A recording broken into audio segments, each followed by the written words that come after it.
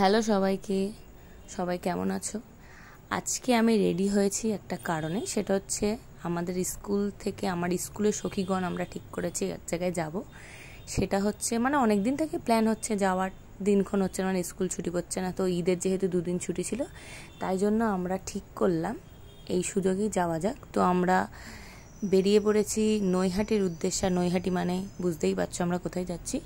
হ্যাঁ, বড় মার কাছে আমরা যাচ্ছি।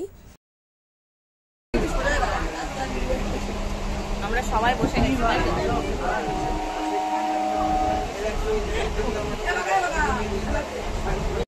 যারা যারা যাওনি তাদের উদ্দেশ্যে একটাই বলা যে গেলে ভোরবেলা বেরিও, কারণ লাইন দেখলে মাথা খারাপ হয়ে যাবে। তো তাড়াতাড়ি গেলে পুজোটাও তাড়াতাড়ি দেওয়া হবে। অবশেষে আমরা লাইনে দাঁড়িয়ে কোথায়, কত দূর? অনেক 10-15 মিনিট হাঁটার পর তাও অনেকে ক্লান্ত হয়ে পড়েছে।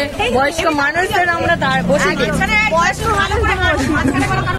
লাইনটা বড় ছিল ঠিকই, কিন্তু লাইনটা তাড়াতাড়ি এগোচ্ছিল, এইটার জন্য অতটা তেমন কষ্ট হয়নি।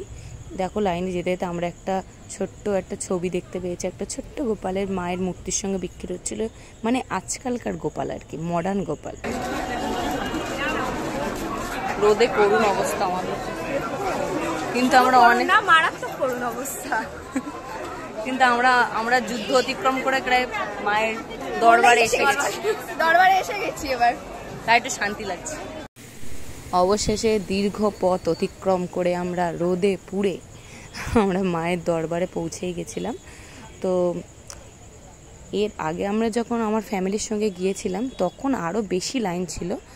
তো এটাকে কষ্ট বলা যায় না, কিন্তু এই যে যেহেতু আমাদের সঙ্গে অনেক বাচ্চারা গেছিলো, আমার সখীদের ছেলেপুলে, তাদের জন্য একটু কষ্ট হচ্ছিল এই আর কি। লাইনের পর লাইন। এই লাইনটা জানো আগের বার যখন গেছিলাম তখন ভিতরে দিতে হয়নি। যাই হোক, তারপরে ঢুকেই যখন মায়ের মুখটা দেখলাম, 1 সেকেন্ডের মধ্যে যেন যত কষ্ট ছিল সব উধাও হয়ে গেল।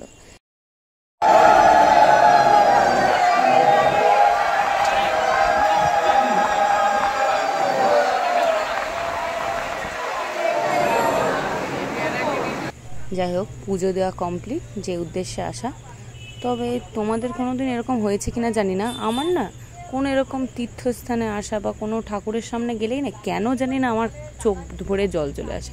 কেন আমি বুঝতে পারি না, কী কারণে কাঁদছি আমি জানি না, কিন্তু আমার মায়ের দিকে বা যে কোনো ঠাকুরের দিকে তাকালে আমার চোখে জল চলে আসে। তো যারা যারা এখনও বড় মার কাছে যাওনি তাদেরকে বলবো অবশ্যই যাওয়ার। একবার গেলে মন তো পোষাবেই না, মনে হবে যেন বারবার ছুটে যায় মায়ের কাছে।